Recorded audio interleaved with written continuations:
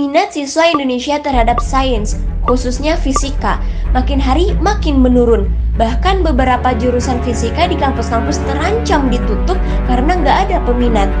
Banyak siswa merasa fisika itu sulit, bikin pusing, dan nggak ada hubungannya sama kehidupan sehari-hari. Jadi, lebih memilih menghindarinya. Padahal, kalau kita lihat di luar negeri justru sains itu sangat diminati. Salah satu faktornya mungkin karena cara pengenalan sains di Indonesia yang kurang seru. Pembelajaran fisika seringkali cuma fokus ke rumus-rumus tanpa dikaitkan dengan hal-hal nyata yang di sekitar kita.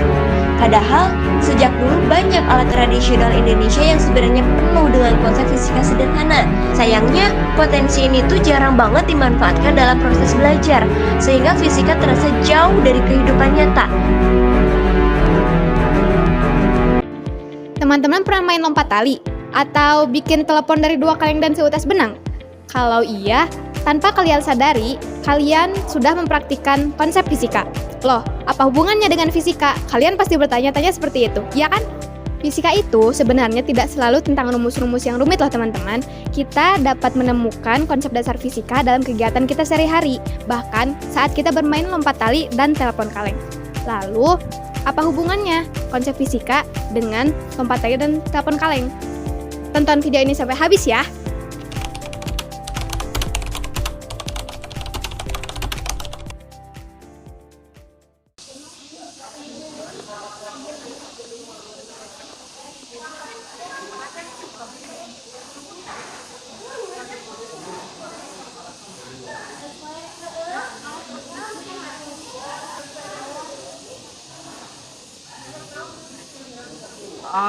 Salah mulu cuy.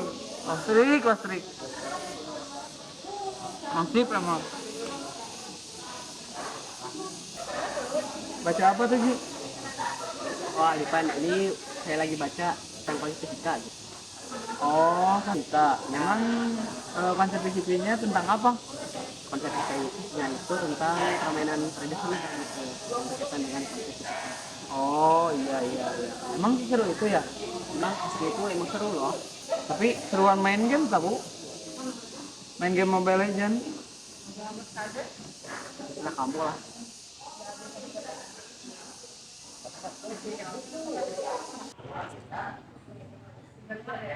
Wah, ini cocok nih, telepon kaleng.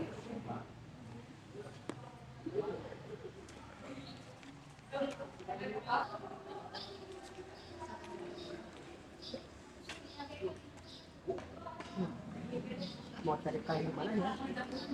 Oh, di sini ada kaleng.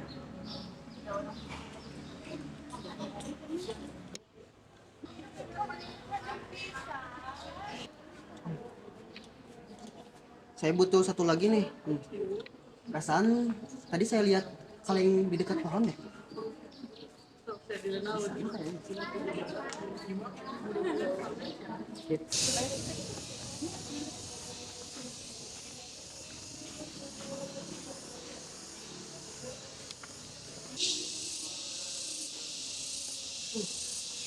Ini kaleng tempatnya di mana ya? Oh, itu dia.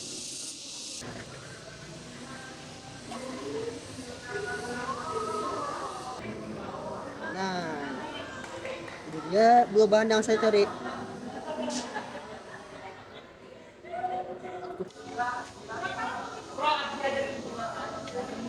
Kita ngerangkai.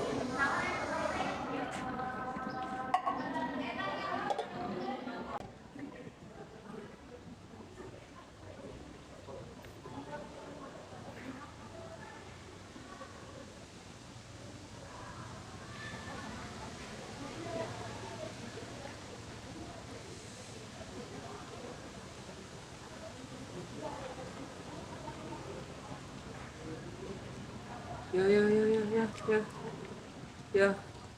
Terus baterai deh. Ya, dicas dulu ini.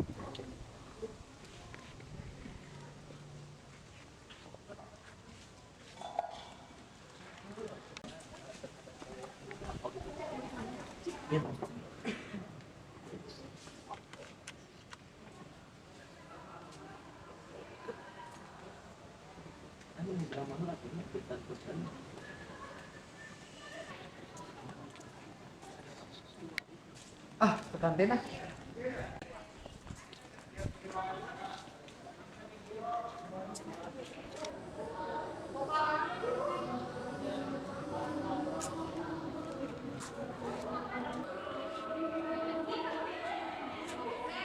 Wih, menarik nih. Buat apa kamu? Ini Alifan, aku sudah membuat telepon kaleng. Kira-kira keseruannya seperti apa dan ini tuh menjelaskan konsep apa gitu dalam fisika? Ih, jelas seru dong ini telepon kaleng. Ini merupakan contoh sederhana dari telepon kabel gitu, dari rumah ke rumah. Ini contoh sederhananya. Nah, ini juga menggunakan konsep fisika, yaitu gelombang bunyi, getaran, dan transmisi. Dalam telepon kaleng ini menggunakan gelombang bunyi dengar. Gelombang bunyi dengar ini cara dengan arah rambatnya. Ketika alipan bicara pada kaleng, ini akan menimbulkan getaran pada dasar kaleng, dan pada dasar kaleng itu juga akan menyalurkan atau mentransmisikan getaran atau gelombang pada kaleng ke ujung kaleng yang lainnya gitu. Nah, faktor yang mempengaruhinya itu ada faktor jarak. Faktor jaraknya itu juga pengaruh. Semakin jauh, maka suara yang disalurkan atau ditransmisikan itu juga akan semakin bagus. Dan semakin sedang itu juga akan semakin bagus. Kalau kendor itu suaranya kurang bagus kalau talinya itu. Dan jenis tali atau benang. Nah, jenis talinya itu juga mempengaruhi karena cepat rambat. Berbagai tali atau benang itu berbeda satu sama lainnya gitu. Wah, menarik nih. Jadi penasaran, pengen nyobain. Boleh. Coba kan kurang ini dan kecil. Kurang jauh. Oh ya.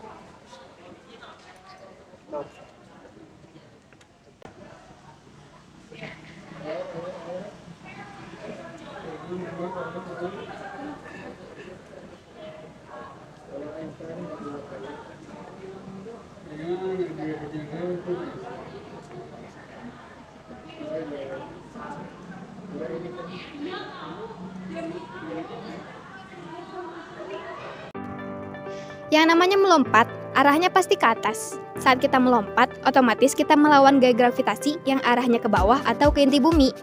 Sebelum kita melompat, kita harus tahu bagaimana tubuh kita akan bergerak dengan kecepatan dan koordinasi yang pas agar kita bisa melompati tali. Kemudian, tali yang kita putar akan membentuk gaya melingkar. Semua itu berkaitan dengan salah satu konsep dasar fisika, yaitu hukum Newton, yang membahas tentang gaya dan gerak. Gimana? Keren kan? Main tapi sambil belajar juga. Lalu, apa sih hubungannya fisika dengan telepon kaleng?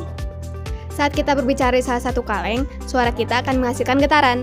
Getaran yang dihasilkan akan merambat melalui benang yang tegang, lalu diteruskan ke ujung kaleng yang lain. Sehingga, apa yang kamu katakan di kaleng yang satu akan terdengar oleh orang yang memegang kaleng yang lain. Nah, hal tersebut membuktikan bahwa gelombang bunyi merambat melalui media tali. Ternyata, fisika itu bukan hanya tentang mengerjakan soal dan rumus, tetapi fisika juga dapat kita temui di sekitar kita, bahkan ketika kita bermain.